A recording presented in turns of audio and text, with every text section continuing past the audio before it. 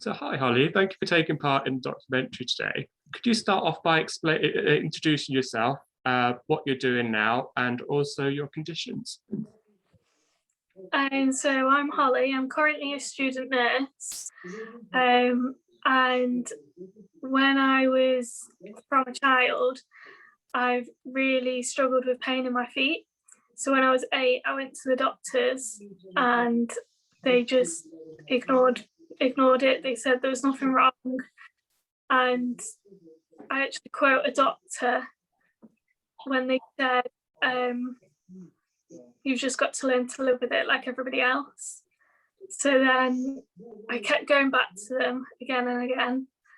Again, they didn't want to know. So in the end, I went up to A&E because it had been over 10 years since I'd first been to the doctors. And they looked at my feet and they said I needed to see a consultant. So I phoned my GP to get an appointment with a consultant and they refused to refer me. So in the end, we put in a complaint. I saw a consultant and it turned out I was born with a deformity in my feet. And because of that, my ligaments are torn as well. So it's quite a complicated one.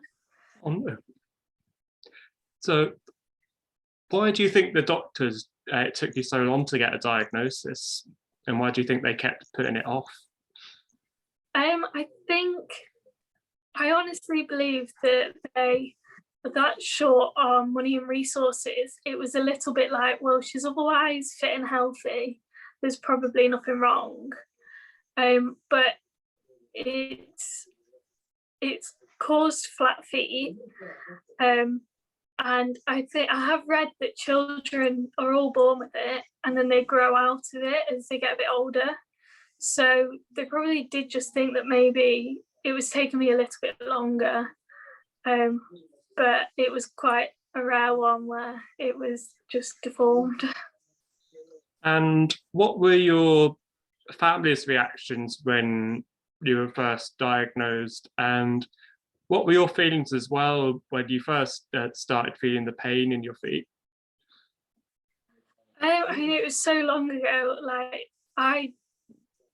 because I've never known what it's like to not be in that pain. To be honest, I just thought it was normal. And then it was as I was getting older that I realised it wasn't normal. And like even now, I find it really hard to get my head around the fact that people aren't in pain when they stand up. And it was just so frustrating and it makes you quite angry when they were just ignoring you and you felt like saying, yeah, you're saying there's nothing wrong with me, but I'm the one living it and I'm the one in pain and having to deal with it. Yeah, no, I completely understand, and I'm really sorry you had to go through that. I know what you mean, like similar with other hidden disabilities. That I know, like my brother, he has ADHD, so it took him a while to get a diagnosis, whereas they just think, oh, he's a difficult child, whereas no, he's got a condition, that's what's causing it, that is how he experiences life. So it's different to how other people see the world. So how does it affect your daily life?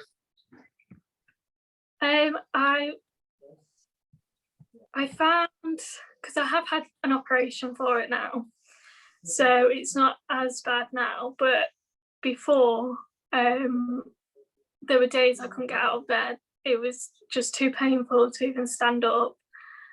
And just things like it's hard to function in the day because I'm so tired, because it keeps me awake thinking like about what happened.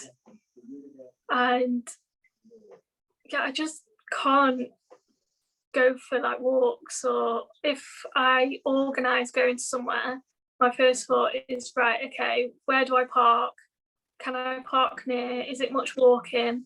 It really does like affect the things you can do. There's so many things I'm like, oh, I want to do that, but I can't do it because of my feet. And before, you kind of, even though you know that it's always going to be there, you think, oh, well, maybe one day I'll have it sorted. So now I'm kind of getting to the point that I'm like, well, realistically, I'll probably never be able to do like certain things because of it. And even with the nursing, there's like now I'm having to look into masters I can do that might mean I can move into jobs that are less like on my feet less. And it's quite stressful. I'm just trying to get through this degree without thinking of what. No, I can understand that. It's good though that you are thinking ahead. But do you think that growing up there is enough support, and is there enough support for you at the moment? And what specifically challenges did you face growing up? My family have always been a huge support. They have been amazing because they feel like they've been through it with me because they've seen it. And they have seen when I haven't been able to stand up. But I think everywhere else, because every time you go to see a medical professional, it just always happens to be on a good day. I've even, when I was working, they used to let me use a chair. So I had shifts where I'd be like, I'm not using a chair, and then I'm going to go and see a doctor afterwards, or I'm going to film myself walking afterwards. It just never happens. So I feel like I didn't really get the support outside of family. And I think it was hard because I didn't get the diagnosis until about a year ago. I couldn't sort of say, oh, this is what's wrong. I didn't really have anything to sort of say about it. So in school, I used to find it really hard with little things like physically keeping up with friends. I really struggled with that, and I always felt quite left out. And now I realise that it's because I wasn't being left out. I was always falling behind. So yeah, I think that was quite hard, like mentally as well as physically. So would you say, like, obviously it's brilliant that you're at university now, and just to understand a bit more, would you say your condition affected you with the academic side of school, or was it more to do with just, like, as you said, like keeping up with your friends and more the physical side of school, if that makes sense? I think it was more like the physical side, but then when I couldn't sleep because of it would obviously make me late for school and things like that. Or sometimes all you can think about is the pain and you can't concentrate.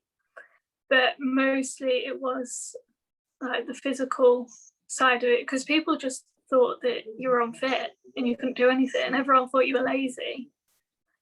But it wasn't the case. I was always the last one to be picked in teams and things like that.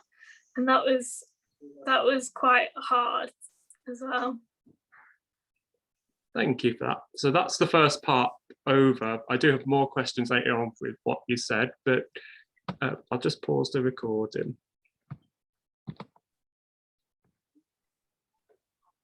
Hi, Jack. Thank you for taking time to take part in the documentary. Please can you start by introducing yourself and explain about your condition? Yeah, so I'm Jack Pritchard, and I have psychosis, which I'm medicated for, and that was after a breakdown in May 2018.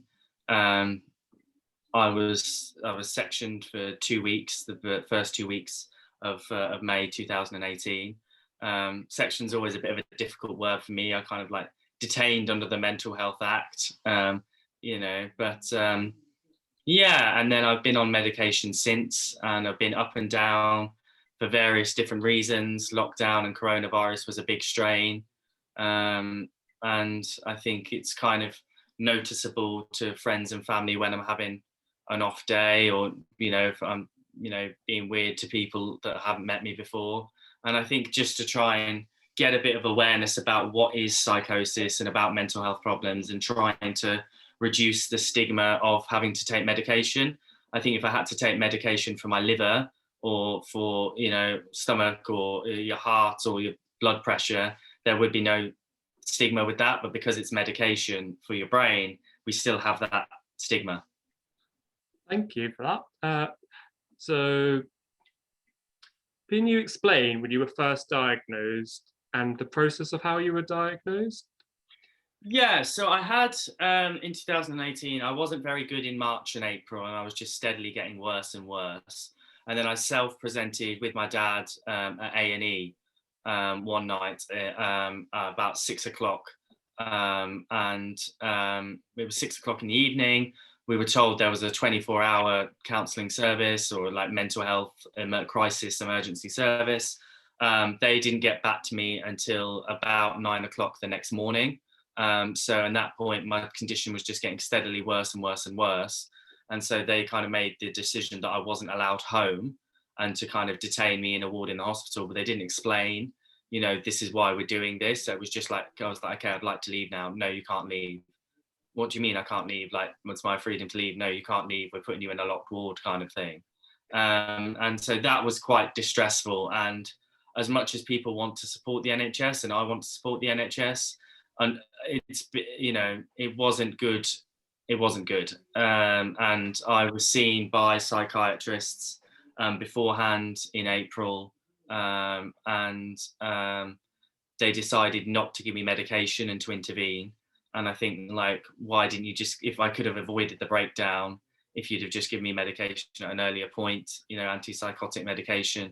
I openly said to psychiatrists, I'm hearing voices. I said, unfortunately, my mum's no longer with us. And at one point I said, I think my mum's still alive, and, and all of these things. And I wasn't given medication. And, we phoned crisis team, dozens of times, well, probably a dozen times the day before we went into hospital physically at 6 o'clock.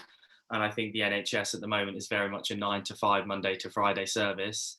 And if I'd have gone, but by 6 o'clock, everyone had packed up and gone home. So what were your reactions during that point when you went to A&E, and your family, and around generally the diagnosis as well? Yeah, I mean, it's been a difficult one to diagnose, because although I had a terrible time for 2 weeks, I made a very quick recovery. So after that 2 weeks, as soon as I was given the medication, I stopped hearing the voices and I was fine. So that was okay. And so actually I was discharged in the summer. I can't quite remember the month, but say, May. By August, I was discharged. It was kind of like, had a one-off breakdown, and that was it. And then I kind of wobbled off and on again. And to the point where we decided it's just easier if I just stay on medication to prevent me having a wobble, because the medication, say it's in your system for 6 weeks. So if you take it and then you feel fine, and then you think, I'm feeling fine, so I'll come off the medication, and then you'll be fine for another 6 weeks while it's still in your system. But then after it's run out of the 6 weeks in your system, then you experience a wobble. And I was constantly kind of over the since 2018, up and down, up and down, up and down. And I think we've hoped by staying on the medication, I'll at least stay, normal and stable, and, like that.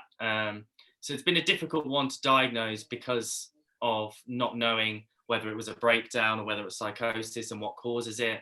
I have to be careful with weed, and that's something that can cause it. If you've got psychosis or schizophrenia or mental health conditions, they can really bring it to the forefront. So, I've got to be careful with that. And I think maybe to make awareness of that, like everyone's saying, let's legalize weed, and that's a whole different debate. And there are huge pluses to doing that. But you've also got to bear in mind it does cause mental health problems to come to the surface. And so you'd need the money to go into mental health services. So people need to be aware of how bad it is. Okay, I'm an artist and a student, so I was doing it fairly frequently. And I think, that's something that I've cut out now, most of the time, and is much better. But I think to also raise awareness, people just to do a little bit of research about weed and mental health, and just not to think that it's fine. I know lots of people who've experienced paranoia with weed, lots of people who have then experienced psychosis, you know, people who, if they've discovered they've had schizophrenia through use of it. So I think just to be careful there as well.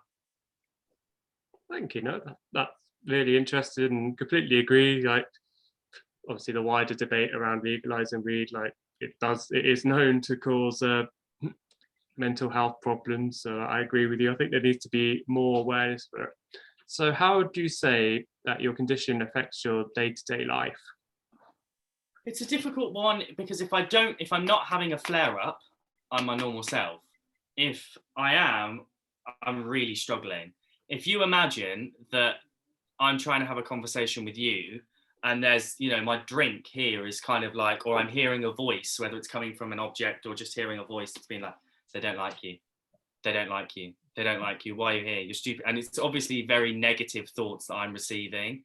And it kind of can then impact, I think, me socially, because I'll withdraw from social occasions because I'm like, it's not worth the risk of me doing something wrong, or I'm not feeling in the mood, or, you know, and it can be difficult if you've got commitments that, you know, you then don't want to back out of. I mean, I had to back out of my cousin's wedding because of this, you know, and okay, it was in 2018 when I was particularly bad. But I was worried. I was like, you know, oh my goodness, in the bit where they're like, does anybody here know any 2 reasons why these people should not normally get married? That there'd be a voice in my head being like, stand up and make a situation of yourself, you know.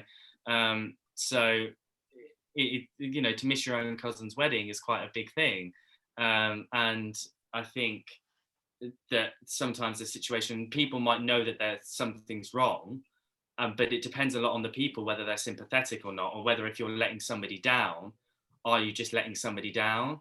And I think what happens if I have work, because although it's illegal to discriminate against someone, if I miss work for a mental health day, you know, how sympathetic I'll work to that. I think there's a long way to go. And I think, I don't know, it would depend on the individual, depends whether I could get a note. I would feel the need to get a note from a mental health professional saying, like, Jack's had a bit of a dip at the moment and took the decision that it wasn't good for him to come in, you know. But it's just, it's a difficulty. And I think there's always that part that I hope socially people realize, like, because a lot of the time I'll try, but I'm like, guys, I'm really struggling to stay in the room. I'm getting distracted here. Like, this object is having a conversation with me.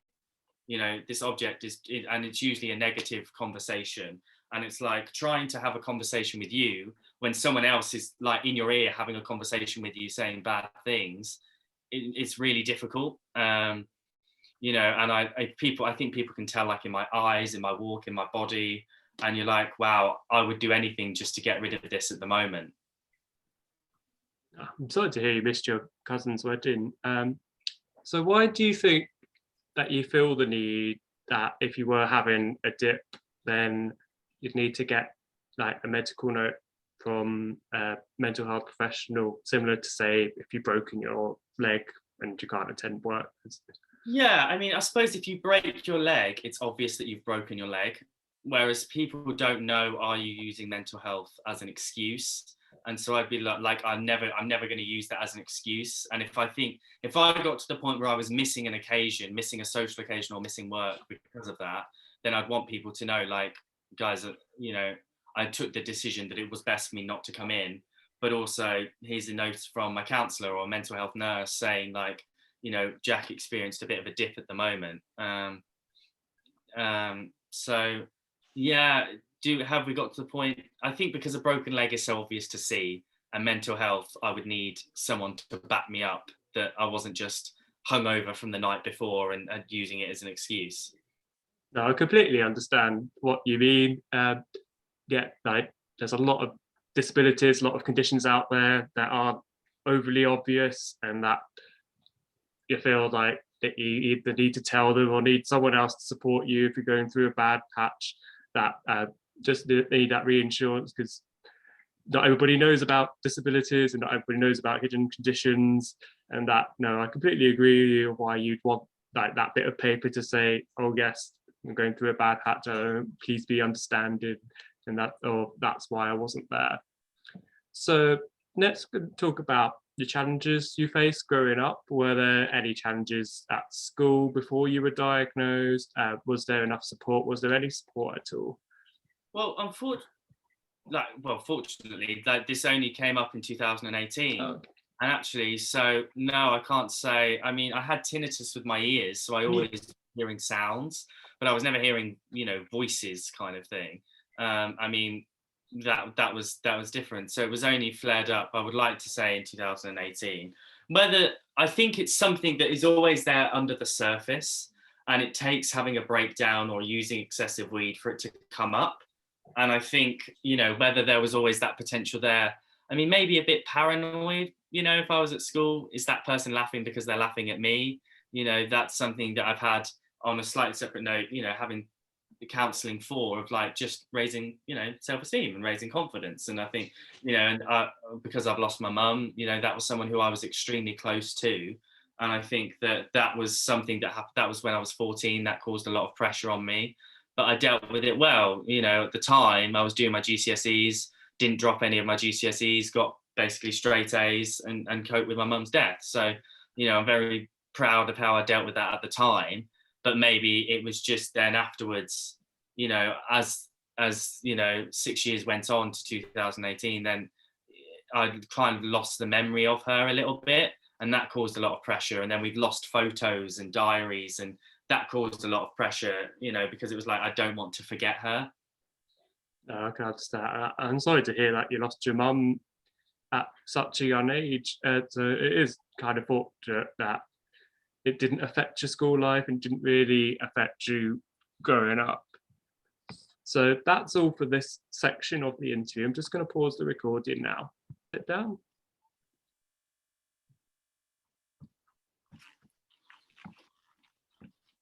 Hello again, Holly. So I believe you both met before. Please can you talk about how you met and how you know each other?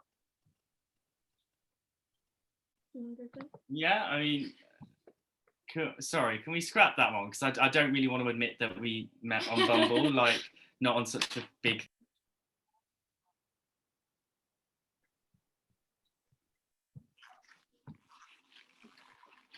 Hello again, Holly. So I believe you both know each other. Please can you explain how you both know each other? Yeah, so we're in a relationship, and yeah, that's that. So how did you find out about each other's conditions, first of all?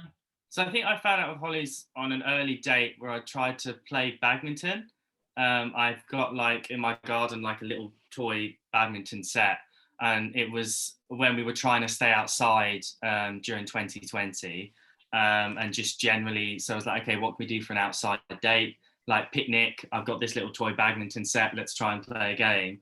And then I wasn't aware, and then obviously Holly was in pain with her feet, and told me about that. And Holly, how did you first become aware of Jack's condition? I think it was quite gradual. It's something that you can't really kind of just blurt out, because there is so much sort of stigma around it. I mean, I think the stigma is like ridiculous.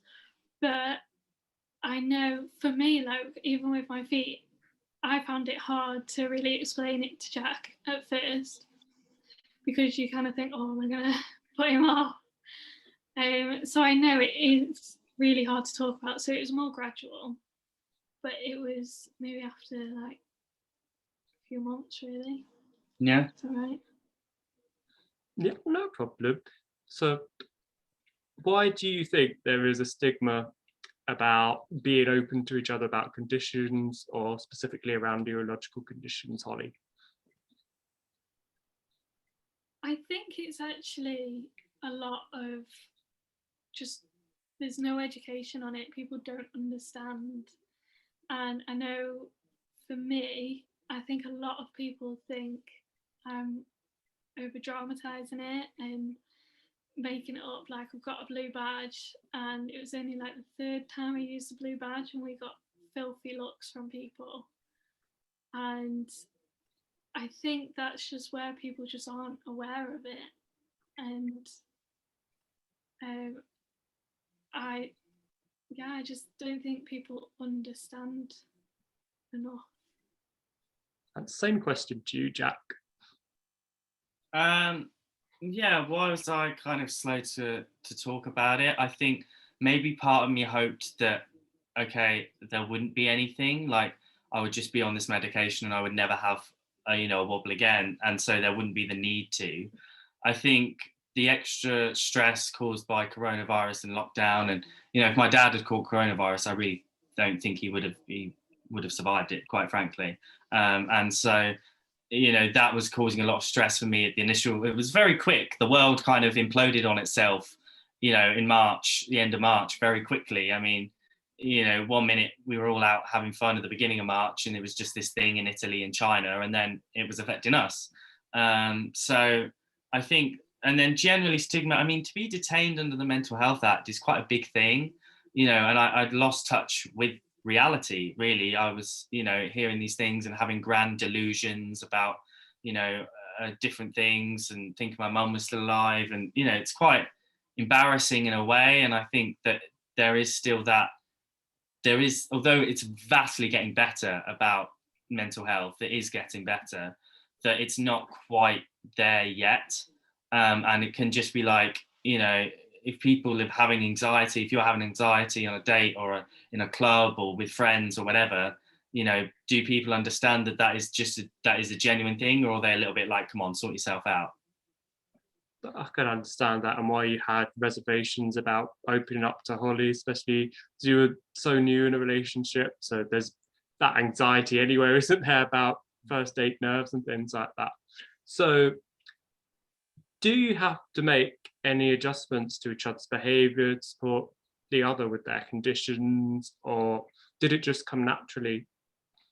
I think with me and Holly, like, because you've had the operation and you're a lot better after the operation, but for the beginning it was like, say if we wanted to walk from a station to somewhere, maybe just taking a taxi or a bus where somewhere I would walk, so a little adjustments like that. I mean, there was the time during lockdown, say walking from my flat into town, when we weren't allowed to do a lot and weren't allowed to do things, then I'd be like, well, I'll go for a walk, because I find a walk quite stress relieving.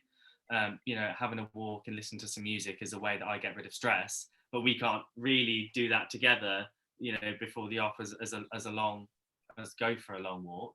So I don't think it was anything major. It was just being aware that maybe we'll take a bus sometimes, when I wouldn't have done that. I don't know what you think of mine. Yeah, to be honest, I don't really feel like I've had to just too much. Yeah. Yeah.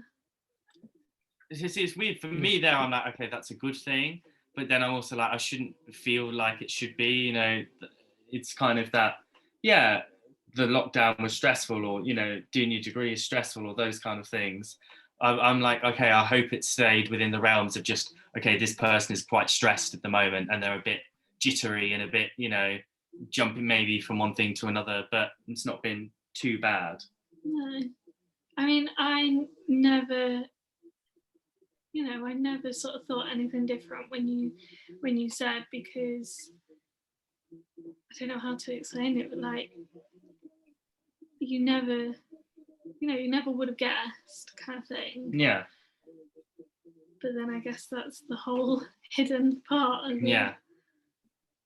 No, that's really nice to hear from you, like both of you, but Holly as well. The fact that you haven't had to consciously change any of your behaviours, and that you just naturally gone along as you would with anyone, and you would treat Jack differently to any other person. And the same with you, Jack, to Holly, like that you are willing to make those little changes that I'm guessing means a lot to you, Holly, that sort of little things that instead of going for walks, or if you need to get someone taking like a taxi or a bus or something like that, just becoming accommodating to each other. So now we're going to talk about the present. So I know you've talked about your employment and like your personal life. So what challenges do you both currently face with your conditions, and also with the coronavirus and lockdown, did that have a massive effect on both of your conditions? I know you talked a little bit about it. Shall I go first? I think like lockdown for me was okay in 2020, but I struggled in the lockdown from January to March, because I was like, oh good, I feel like the past 9 months of lockdown has been for nothing. And I found myself like messaging people who I wasn't that close with, being like, let's have a massive party when this is over. And do you know what I mean? Like, just kind of like, okay, well, we'll get through this. And until the vaccine rollout really came, it always seemed like there was like just this one more week. And it was like, how many times do I have to do one more week kind of thing. So I think that the lockdown added stress. I don't feel that I got, I was still charged full fees for university, and didn't have that full experience. That was just an annoyance of like, come on. But that was everybody. So it added extra stress, but with the help of, counselling, with the help of medication, and just kind of trying to plod on and do my work, I've managed to get through it. And to you, Holly?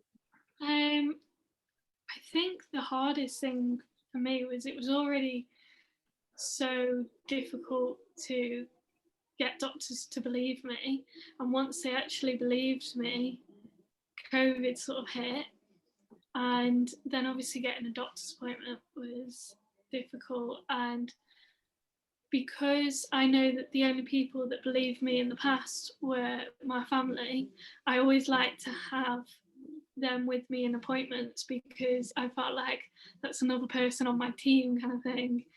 And I wasn't allowed that, so it was really hard. And I was being told that I was going to have foot surgery, and one of them was that I might have to have my heel broken. So they're quite it's quite a hard thing to kind of hear. And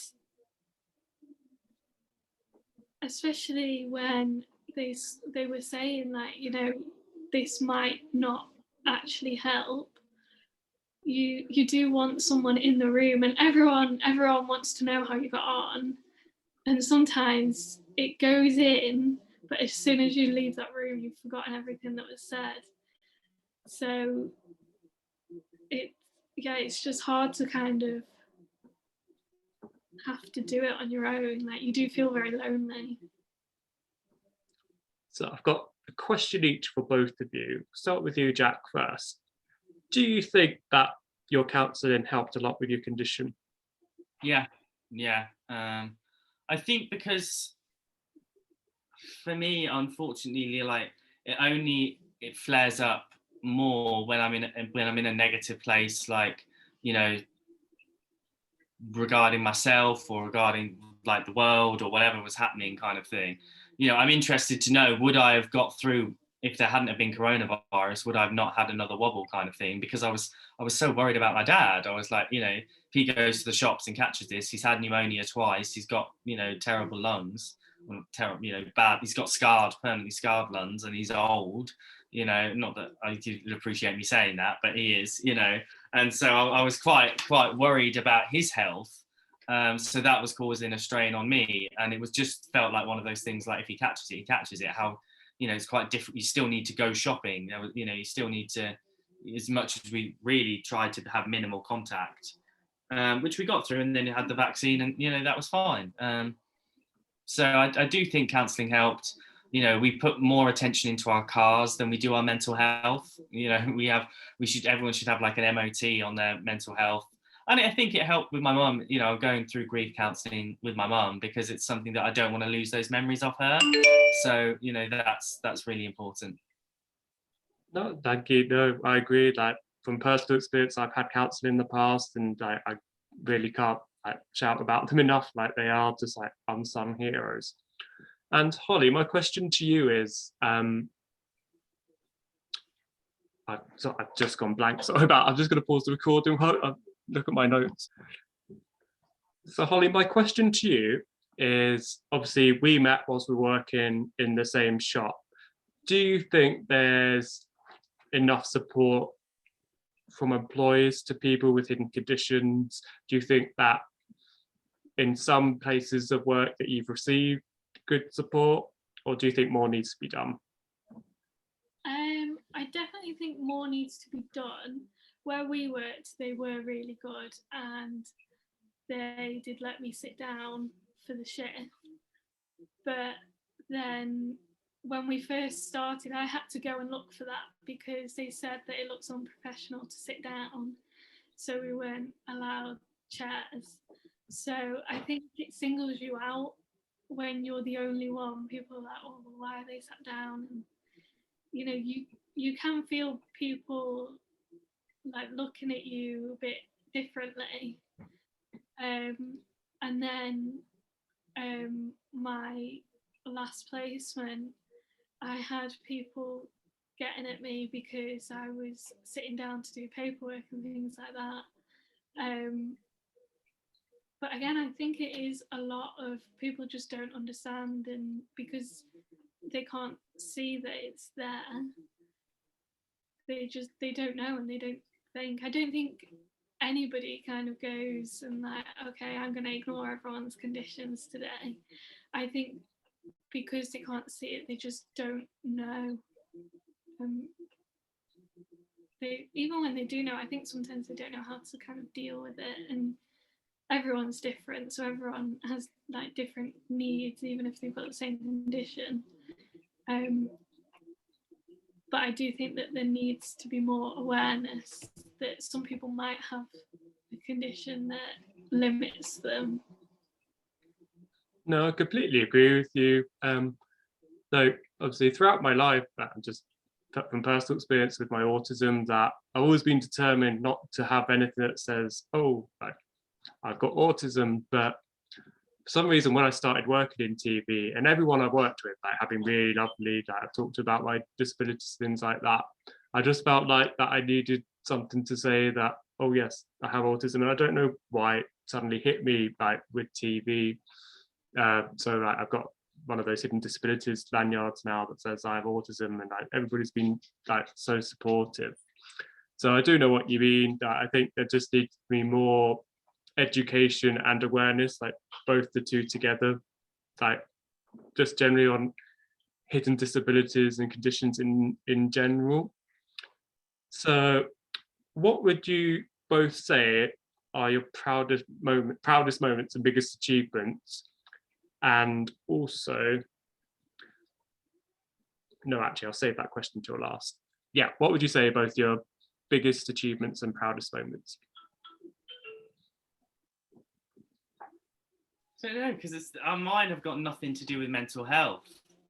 So like I've got hugely proud achievements since before I was, had the breakdown in 2018. I mean, I suppose sometimes like when you're having the wobble, like I know I refer to it as a mental health wobble or a dip or whatever you want to say, Okay. flare up, that sometimes just like carrying on and just doing a lesson and people not noticing that there's something wrong, when you're like inside your head, you're like, I feel like screaming right now, but just kind of being able to do a lesson and do it to like a normal way. So yeah, that's regarding that's probably, one of my proudest achievements regarding the mental health. I mean, I think mine, it's something that is nothing to other people, but it was quite a big thing for me. Was before I had the art, we used to walk to a coffee shop and back, and I looked on Google Maps and it worked out it was about 1 kilometre. And after that, I couldn't really do anything for the rest of the day. But since the art, I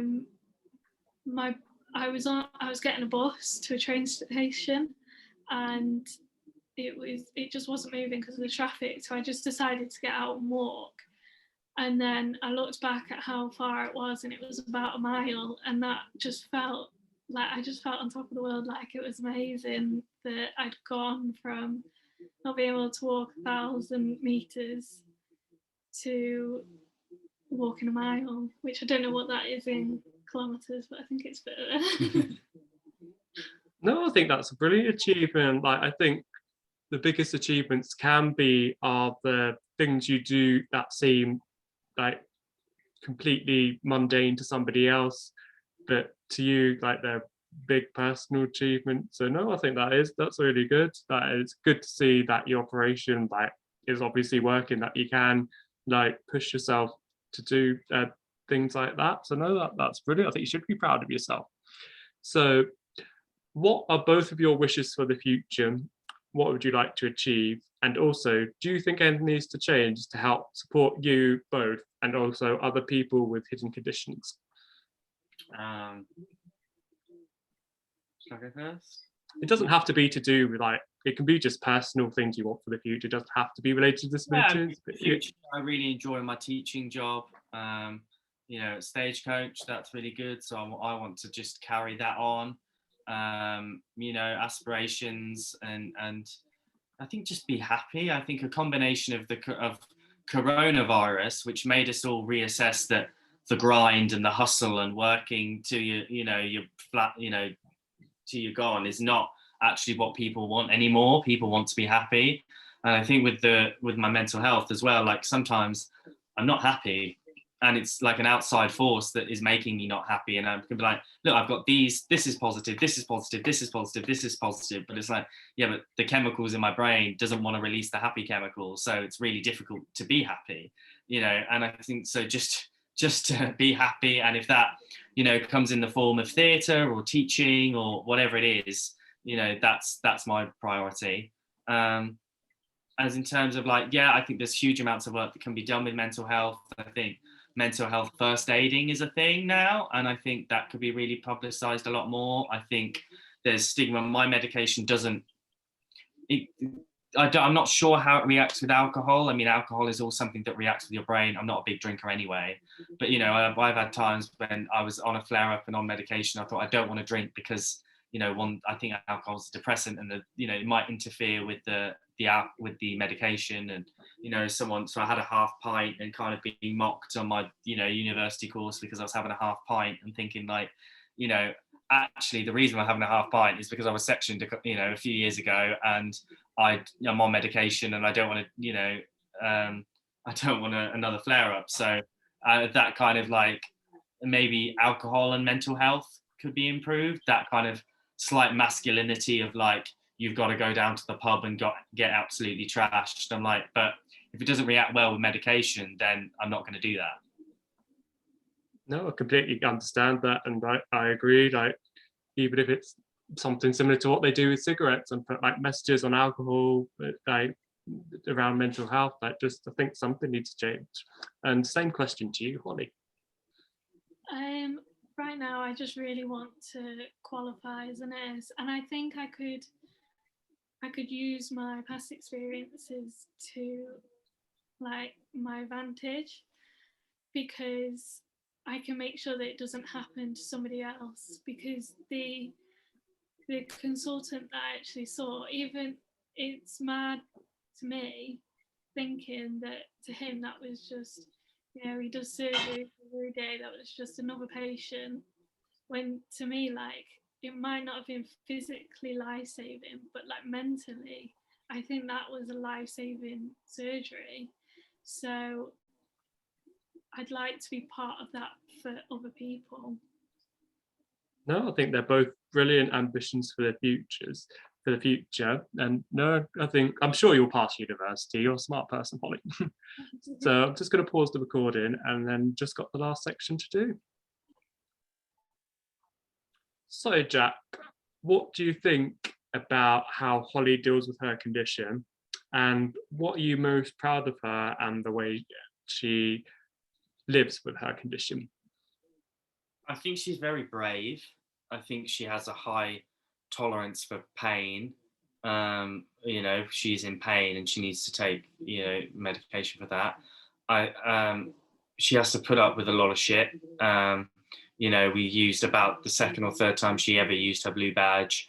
and someone giving us really, really dirty, like, what are you doing, like, disgusting comments and looks, and me having to get out the blue badge and going up to them and being like, this is what we've got, some of them being like, oh, sorry, I didn't realize. Well, it's like, well, I appreciate maybe if they were a blue badge holder themselves, which I don't think they were, but you want to make sure, but that's the whole point, it's a hidden disability. She got out of the car, so now she, Holly has a blue badge and like shows it to everyone who's around and puts on a sunflower lanyard really obviously, and I think that's such a shame.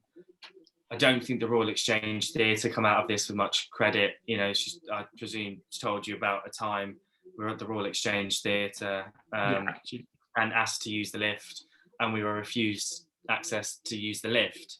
Oh no, she didn't tell me about that one actually. No, she didn't. No. Well, we were at the Royal Exchange Theatre, and there was, some steps to get in, and we'd walked a lot around trying to find the entrance. We were buzzing for the lift, and no, the lift wasn't coming, and so we used the steps. And then on the way out, she was like, there was the lift and it was working, and we wanted to use it, and said, okay, can we use the lift down? And the usher said, it's just for disabled people. You'll have to take the stairs. And it was like, well, nobody else wanted to use the lift at that time. Why not just let us do that? I think, that was disgraceful there, really. It's like, well, it's a hidden disability. But because she's, young and, then people don't see it. So, I think she does very well. No, thank you. Just pause the recording. So, Holly, what do you think about Jack's condition, the way he deals with it, and what are you most proud of, Jack? I think he does deal with it really well. He has been through a really difficult time in the past, and I know everybody has days where they do struggle mentally, and I was saying to him last night, it must have been really scary for him. I remember when I had the operation, I was on Oromorph, and I could feel or see things on what I was wearing. They were moving, even though I knew that they weren't. So because I knew that it was the medication making me feel like that, that reassured me. But if there was something like that situation, but you don't know why it's happening, if it's really happening or not, that must actually be really scary. So I think he deals with it really well. And to be honest, I think he does. He's posted on Instagram about how men should really talk about mental health, and I think that was such a good thing to do, like, because it's so hard to say that. Even for me, I find it hard to sort of say how I feel, but it's less stigmatized for girls. So for him to sort of go out and say something like that, I think yeah, I was quite proud of that.